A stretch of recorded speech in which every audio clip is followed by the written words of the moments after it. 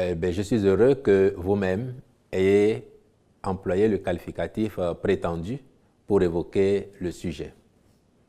En fait, dans un pays où il n'est pas possible d'accuser le gouvernement en place de paresse au regard de l'ampleur des chantiers qu'il ouvre ici et là sur le territoire national, dans un pays où il n'est pas possible de l'accuser non plus sur la qualité des infrastructures qu'il réalise, parce que chacun voit l'exigence de ce gouvernement à faire en sorte que les projets se réalisent suivant des normes et standards internationaux. Dans un pays où la réalité est celle-là, et où l'opposition, parce que ça n'est pas son rôle, n'est pas tenue de commenter ce que fait bien le gouvernement, dans un tel pays, que reste-t-il souvent à l'opposition pour exister, pour survivre? Il faut faire de la manipulation, il faut inventer les situations, il faut créer l'actualité s'il n'y en a pas. Ainsi, vous aurez observé vous-même que chaque fois, ou de façon régulière, cette opposition, elle soulève un sujet qui n'en est pas. Et dès qu'il est vidé, un autre apparaît. On l'a connu sur récemment la révision de la Constitution, les histoires de troisième mandat qui n'ont jamais existé. Et avec les clarifications apportées, chacun a pu comprendre, notre peuple a pu comprendre que la configuration de l'Assemblée nationale aujourd'hui est telle que, même si un tel projet existait ou prenait corps demain dans l'esprit des gens de la mouvance, il n'a aucune chance d'aboutir parce que l'opposition a le nombre de députés qu'il faut pour empêcher éventuellement un tel projet de se concrétiser. Donc on aura compris que ça avait été un sujet agité juste aux fins de la mobilisation politique, aux fins de discréditer ceux qui sont en place. Maintenant que ce sujet leur est retiré, il fallait en trouver un autre. Et c'est celui-là dont vous parlez, le prétendu plan pour assassiner les responsables au premier plan de ce parti, donc décimer la hiérarchie du parti. C'est bien ce que les amis démocrates entendent faire gober au peuple. Mais il ne vous a pas échappé. Comme il n'échappe pas au président du Parti Les Démocrates et à tous les militants démocrates, que l'une des choses que le président Talon et son gouvernement réussissent et qui est saluée de partout, c'est d'abord la sécurité à l'intérieur de nos frontières. La libre circulation des personnes et des biens est une chose absolument garantie au Bénin et nous travaillons même à optimiser. Le président vous l'a dit dernièrement, lui il rêve d'un pays où on peut sortir à 0h, à 1h du matin, à 5h du matin, aller et venir et être en toute sécurité, en toute quiétude, vaquer à ses occupations. C'est ce que nous faisons.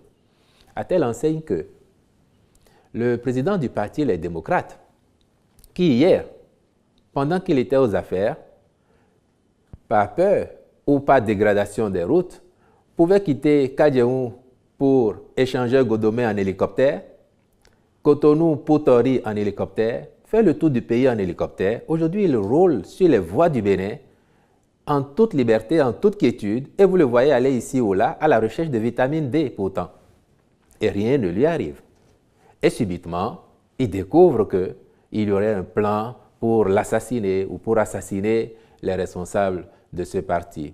Je suis convaincu que si mon ami Guizot, qui est le signataire de ce communiqué, avait pris le temps de se souvenir des pratiques populistes que l'on a connues sous l'ancien président, il aurait hésité à poser sa signature sur ce communiqué.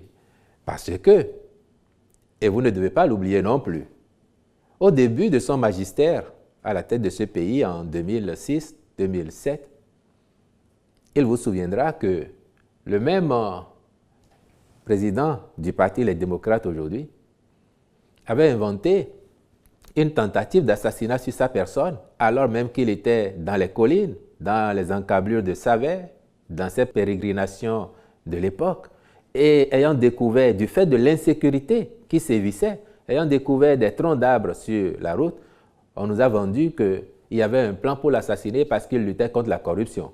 Or, chacun a pu voir comment la corruption s'est développée, émancipée sous son règne à l'époque. Personne n'a oublié que c'est sous son magistère que M. Pierre-Hubert Danhivo a disparu avec son véhicule entier et à ce jour, aucune clarification n'a été faite. Personne n'a oublié les conditions dans lesquelles Mme Sohouji Agbossou, qui avait pourtant été sa ministre, a été liquidée. Et à ce jour, cela n'a pas été élucidé. C'est pour vous dire que les pratiques que le parti essaye d'épingler ne sont pas les nôtres. Ce ne sont pas les pratiques du président Talon et de son gouvernement. Ceux qui sont habitués à ces pratiques, ils se connaissent. Et on les a vus en 2019. Ce n'est pas nous qui avons recruté des chasseurs d'oiseaux pour venir ici s'en prendre aux Béninois. Vous n'avez pas oublié non plus ceux qui, au plus fort de leur gloire, nous promettaient de faire descendre leurs militants pour venir affronter les Béninois dans les rues de Cotonou, donc opposer les Béninois les uns aux autres. Somme toute, c'est pour vous dire que ces pratiques que le parti espère épingler, il devrait chercher plutôt ceux qui en sont habitués dans ses propres rangs, autour de lui, plutôt qu'au niveau de ce gouvernement qui a beaucoup mieux à faire que de s'occuper de suivre les responsables d'un parti d'opposition dans leur vie au quotidien pour les embêter ou quoi. Les problèmes des Béninois, les problèmes du Bénin nous sont autrement plus importants pour que l'on passe le temps, que l'on perde le temps à ourdir des plans de cette nature-là. Ce n'est pas notre façon de faire. Et nous, ce qui nous préoccupe, c'est comment nous améliorons les conditions de vie des Béninoises et des Béninois. Même si l'action que nous menons, la rigueur qui va avec, fait que parfois il y a des incompréhensions, parce que c'est difficile pour tout le monde. Mais alors je pense qu'il faut arrêter la comédie à ce niveau, la théâtralisation, et c'est toutes choses dans lesquelles vous ne voyez pas le président Talon et vous ne voyez pas son gouvernement.